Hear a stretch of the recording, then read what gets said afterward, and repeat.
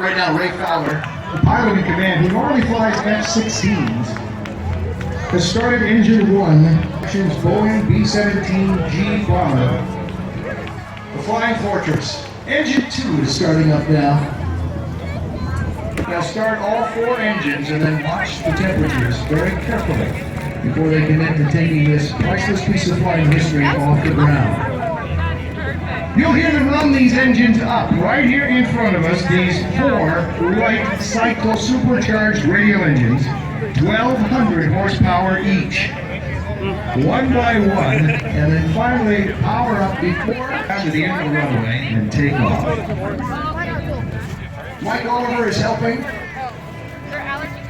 Jim Martinelli on board too, the 3 crew members, all of them pilots, playing the various roles as the flight engineer and taking care of this wonderfully rare flying machine. The Erickson Museum. Proudly displaying vintage aircraft, started by Jack Air back in 1981. A collection that features over 20 rare aircraft, most of which are still in flying condition. The P-38 Lightning, the P-51 Mustang on static display here, a Focke-Wulf, an Oscar Japanese fighter, the F-4U Corsair, the P-25 Mitchell, and of course this G Flying Fortress.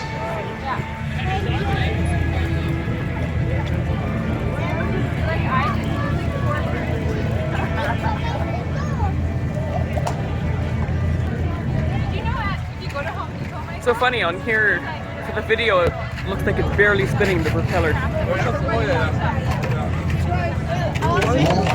Hey, I'm not gonna move it down. You'll see when I'm done.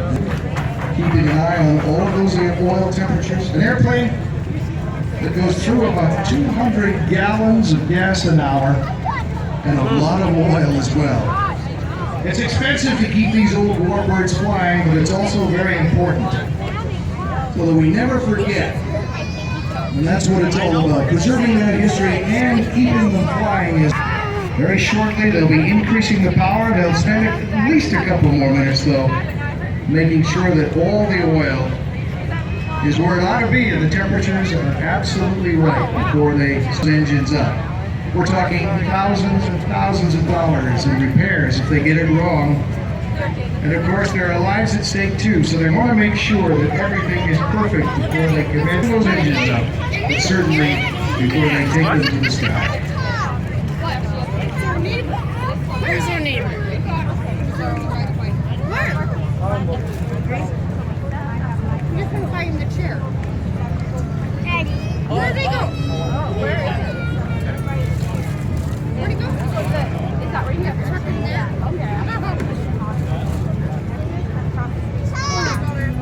I've been standing for hours.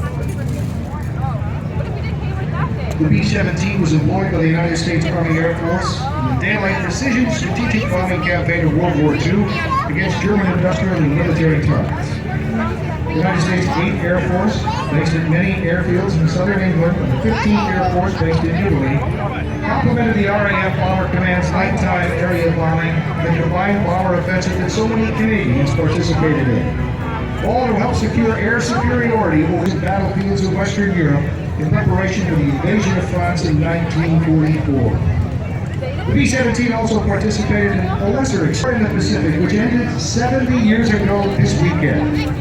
It conducted raids against Japanese shipping and airfields. From its pre-war inception, through it, a strategic weapon, considered potent, high-flying, the long-range bomber was able to defend itself and return home despite extensive battle damage. Ray Fowler Jr. is now engines up little by little and watching those temperatures very carefully.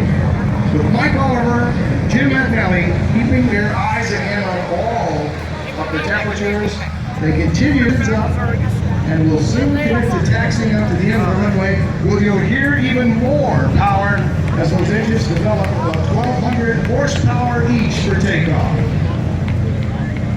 That's quite a bit, and it's still...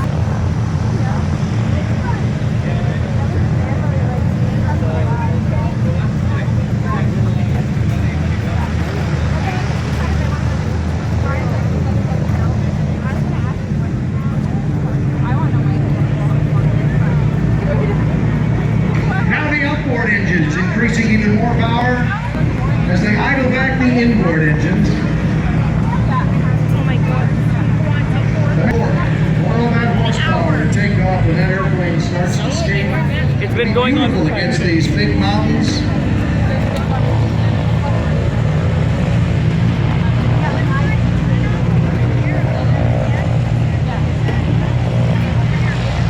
Brandon, do you know why they can't have all 4 engines running at full power on the ground?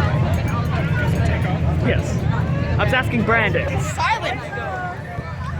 Really silent. Holy. Oh, it's moving now. Silent.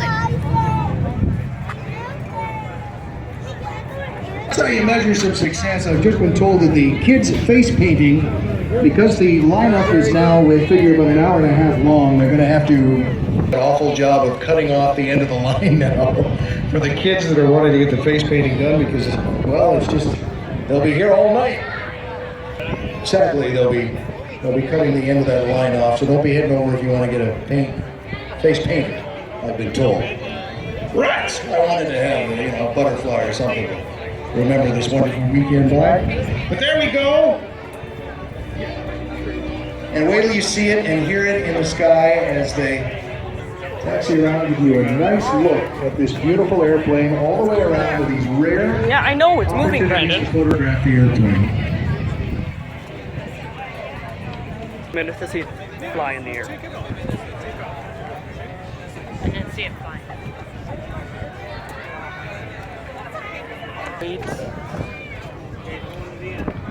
Video 7 minutes and 30 seconds long.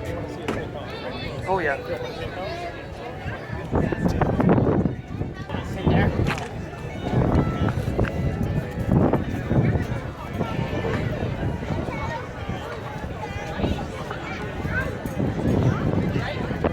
This particular B17 bomber was manufactured by Lockheed Martin and delivered to the United States Army Air Force October 1944. It was modified to be a Pathfinder B-17, equipped with a Teacher, Mr. with nighttime Armstrong, bombing. with the little It boy was on used purely his thing. stateside That's your in teacher training right there. During World War II, before being dropped from Does the look familiar. inventory in 1959. Mr. Armstrong. In '61, Albany Building Corporation purchased the B-17 and used it for hauling freight before selling it in 1963 to Donathan Aviation Corps, who used the airplane as an agricultural sprayer. In 1979, Doc Hospers of Fort Worth, Texas, purchased the Hey, Dad, I'm airplane gonna go and under there restored in it the to tent. flying condition. This is Sold great. to Jerry Yeagan at the Military Aviation Museum in 2009 before being purchased by Erickson in 2013.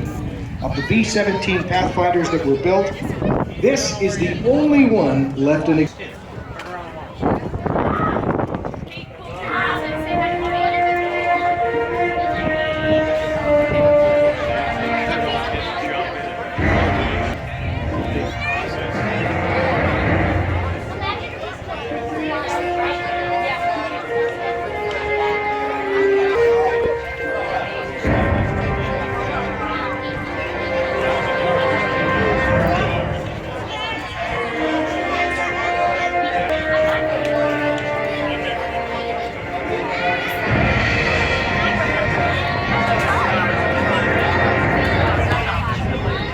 Just turning out onto the runway now, and again, they'll run those engines up and they'll make sure they are perfect before they commit to taking off. Jim Martinelli, Mike Oliver, Ray Fowler Jr., charged with the responsibility of flying airport.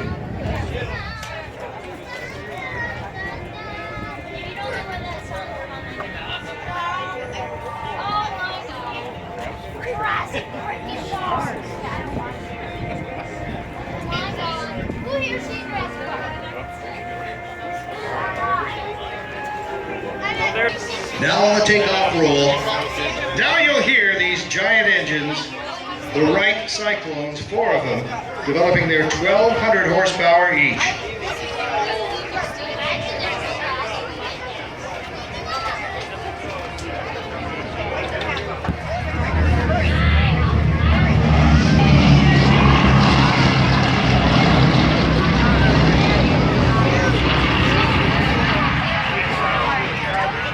The wives are down here in front of us, folks, as they nervously watch, of course, this priceless flying machine take off into the sky. Why don't you give a round of applause to our pilots so they can hear how much you're enjoying them here too, so the wives maybe feel a little bit better about their husbands now as they are about to give us some incredible in this rare piece of flying history.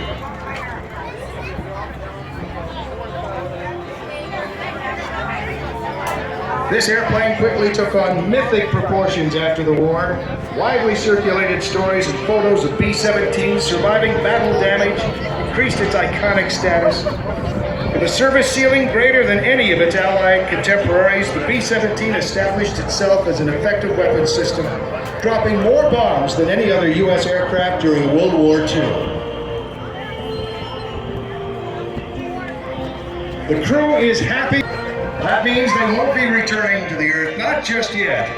But look at that against the mountains. How special is that picture going to be as they now commit to some flybys, ladies and gentlemen, that we hope that you will, of course, share on all our social pages. Look at this dropping down now.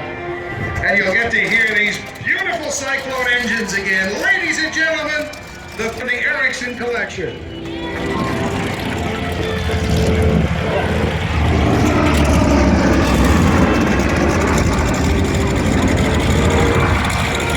How rare and special that is.